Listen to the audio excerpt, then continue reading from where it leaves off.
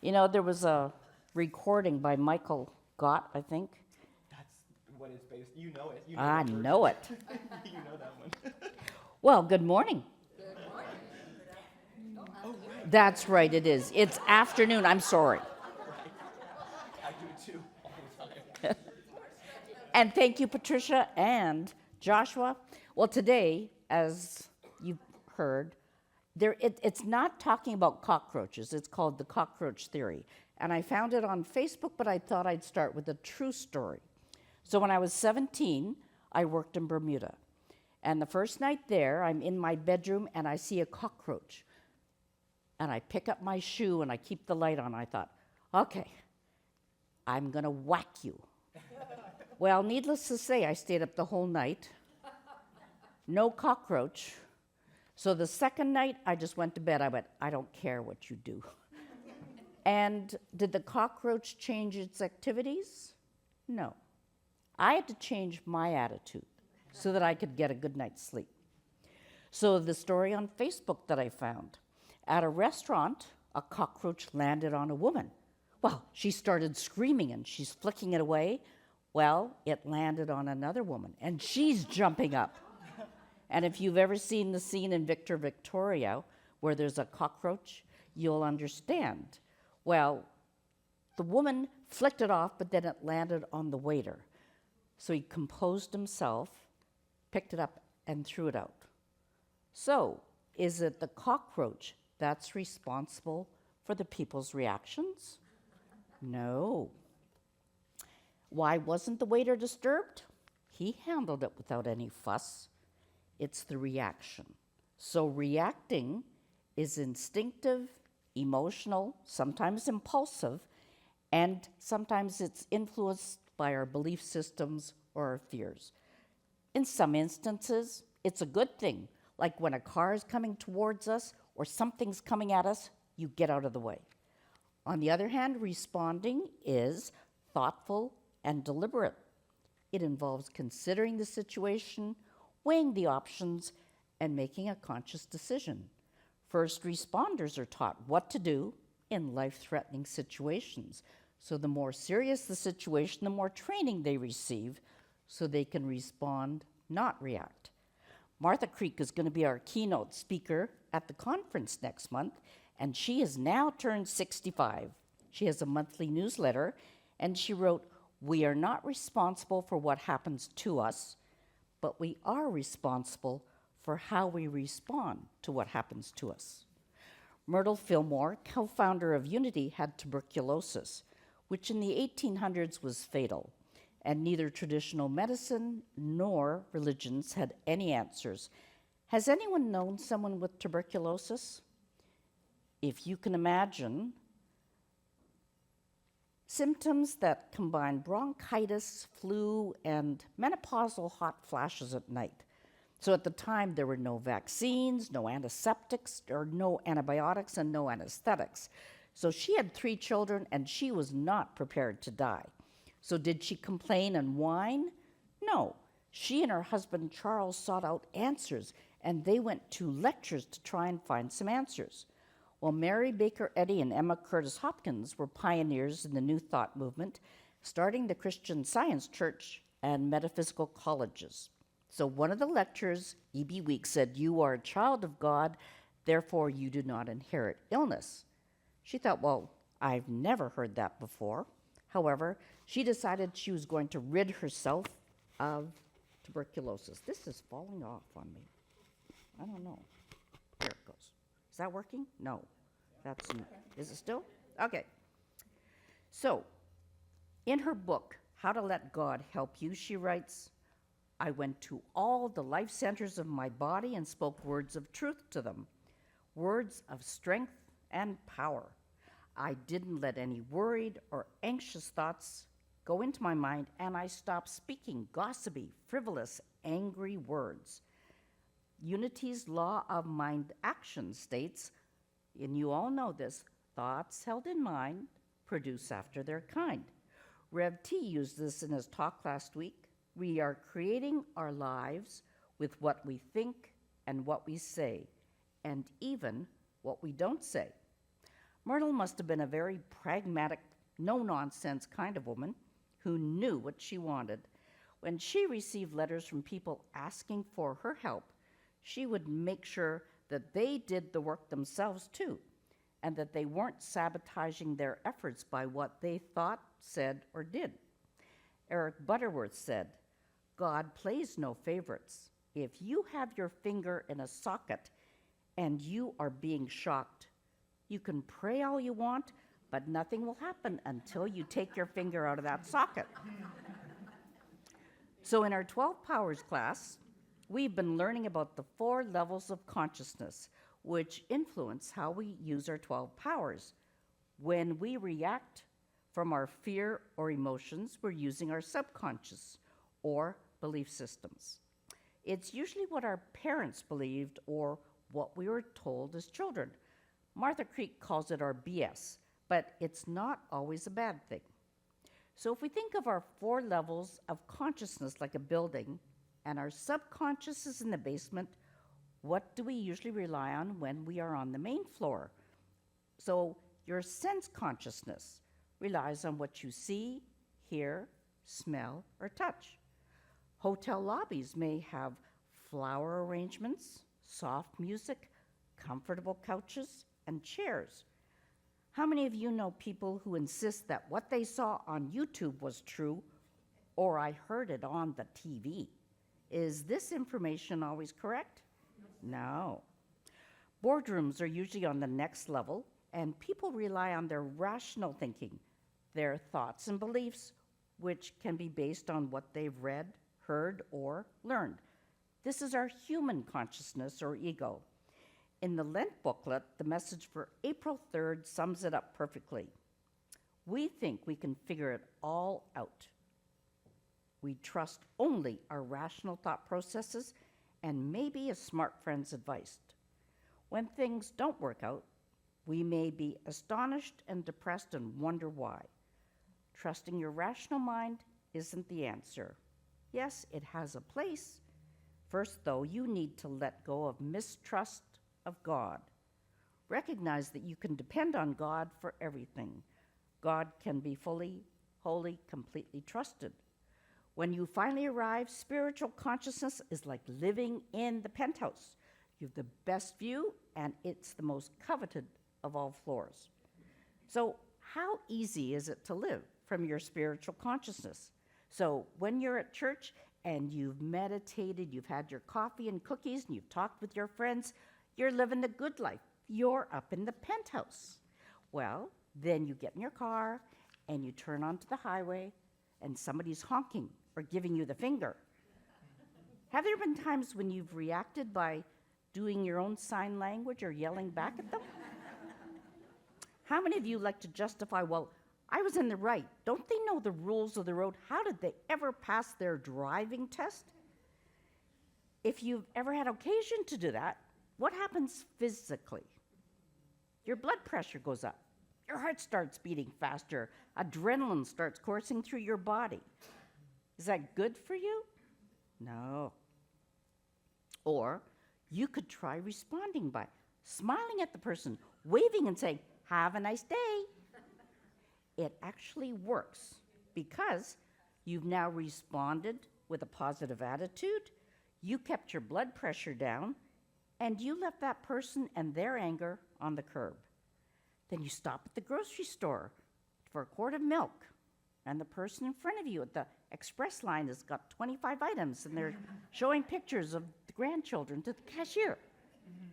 Are we still in our spiritual consciousness?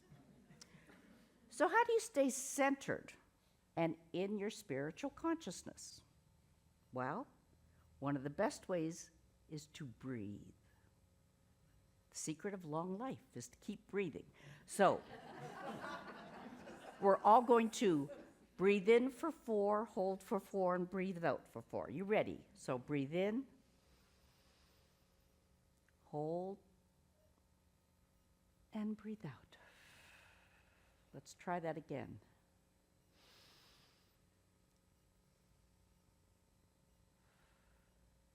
How are you feeling? What else is important? Stay centered in your spiritual consciousness? Self-care. Can you possibly do anything for anyone else if you don't take care of yourself? No. As all the airlines say, put your own oxygen mask on first. Support from your friends. It's really good to maintain support and meditation. Now, does anyone know the acronym for how to meditate? Royal Canadian Mounties Ride Tanks. I learned that from an American minister. So R, relax. C, concentrate. M, meditate. R, realize. And T, give thanks. And we'll practice that during our meditation.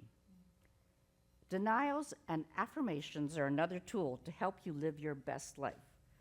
On the unity.org website, it states, denials are eliminating thoughts and beliefs we have come to regard as false, limiting, or negative.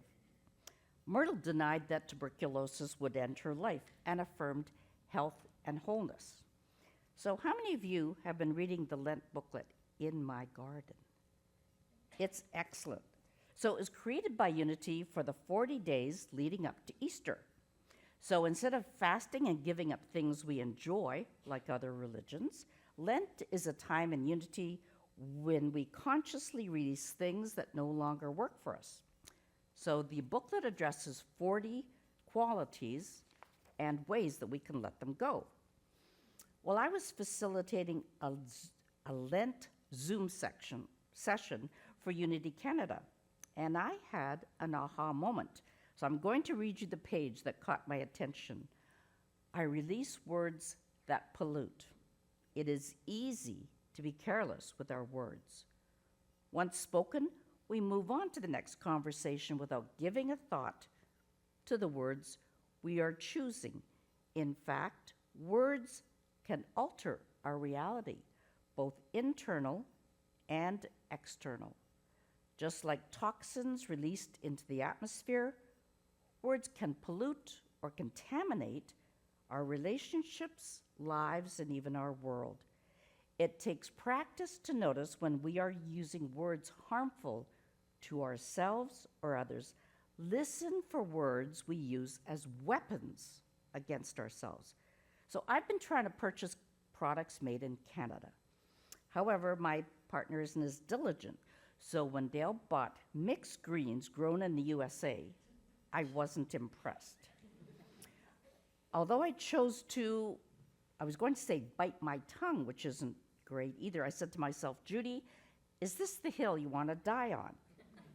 And at the time, I thought it was funny and the best alternative. But I realized I was polluting my relationship with toxic words. Hill I die on? So when I talked about my revelation with the group and asked for suggestions, they came up with the phrase, bless the farmer. And I went, oh, well, that's perfect. So not only is it the perfect solution, but did you know at the bottom of every page, there are affirmations. So the affirmation for that date was, I embrace words of love, compassion, and understanding. So let's know that together. I embrace words of love, compassion, and understanding. So UVI has got a great newsletter. Each month they start with the power. So this month the power is love, yes. Love is a transformative force that begins within oneself and has the potential to create profound change. Well, in his book, The Revealing Word, Fillmore defines love as the pure essence of being that binds together the whole human family. Love is the great harmonizer and healer. So if I were to get angry because of where the greens were grown, am I using my power of love? No. Using the power of wisdom with love is not only essential, but you could say it's like brotherly love, because the Apostle John is associated with love, and the Apostle James, his brother, is associated with wisdom. So do you remember the power for January? Faith. And faith is important because that is the foundation. Now, faith is, Peter, and his brother is Andrew, who represents strength. That's right. And then we have March was, we've forgotten already, wisdom. And April is, May is power. June is imagination. July is understanding. August is will. September is order. October is zeal. November, renunciation. And December is life. So I'm a member of the Rhododendron Society. And in last month's journal, I read an amazing story, and I wanted to share it with you. Freeman Patterson lives in Champers Bluff, New Brunswick. When he was 8 years old, he started a flower garden, but his father thought it was nonsense, as it wasn't useful like vegetables. So he let the pigs dig it up. Well, poor Freeman didn't get his flower garden, and at age 62, he went through 2 kidney transplants. And at the second one, the doctor said, you've got a 1% chance of survival. He did survive. It took him 5 years to fully recover. And then he decided, okay, nobody is ever too old to have a happy childhood. So he is now 88 years old. He has 4 acres of gardens with 1,600 rhododendrons, 600 azaleas, wild blueberries, ferns, and dogwood. So I was so taken with his line that nobody is ever too old to have a garden or a happy childhood, and for his it was a garden, that I Googled him. Well, not only is he an award-winning photographer, but he's the author of 12 books. So on June the 1st, I am flying to Nova Scotia for the Rhododendron Conference, and I'm going to get to go see Freeman Patterson's garden. Yay. It's amazing what stories inspire us. Well, today is Palm Sunday, as Patricia read, and Jesus went to Jerusalem on a donkey while the people waved palm branches and shouted hosannas. So why do we actually celebrate that? It's actually in the Bible in Matthew, Mark, Luke, and John.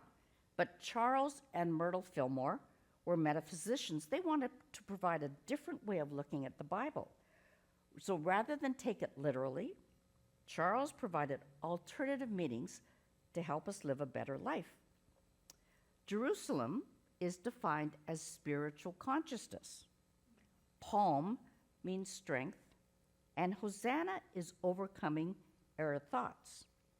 So we can all celebrate Palm Sunday when we use our power of strength to enter our spiritual consciousness by eliminating the negative and affirming our truth.